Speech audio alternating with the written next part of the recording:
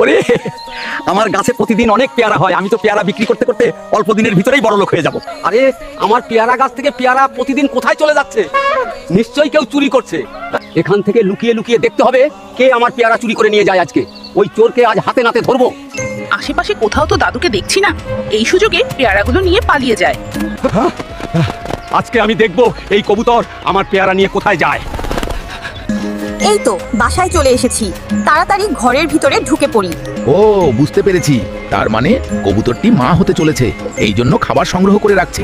হায় আল্লাহ, এখন তো অনেক ঝড় বৃষ্টি হচ্ছে, আমি এখন কোথায় যাব, কোথায় থাকবো? এখন তো অনেক ঝড় বৃষ্টি হচ্ছে, তাড়াতাড়ি গিয়ে কবুতরকে উদ্ধার করতে হবে। কবুতর বন্ধু, আজ থেকে তুমি আমার সাথেই থাকবে, ঠিক আছে? চলো আমার বাড়িতেই চলো। আরে কবুতর, তুমি তো অনেকগুলো ডিম পেড়েছো, তোমার ডিমগুলো দেখে আমার খুব ভালো লাগছে। দাদু দেখো দেখো, আমার কত সুন্দর সুন্দর বাচ্চা হয়েছে। দাদু তুমি কাঁদছো কেন? আমি কাঁদছি কারণ সবাই আমাদের ভিডিও দেখে, কিন্তু অনেকেই লাইক সাবস্ক্রাইব করে না।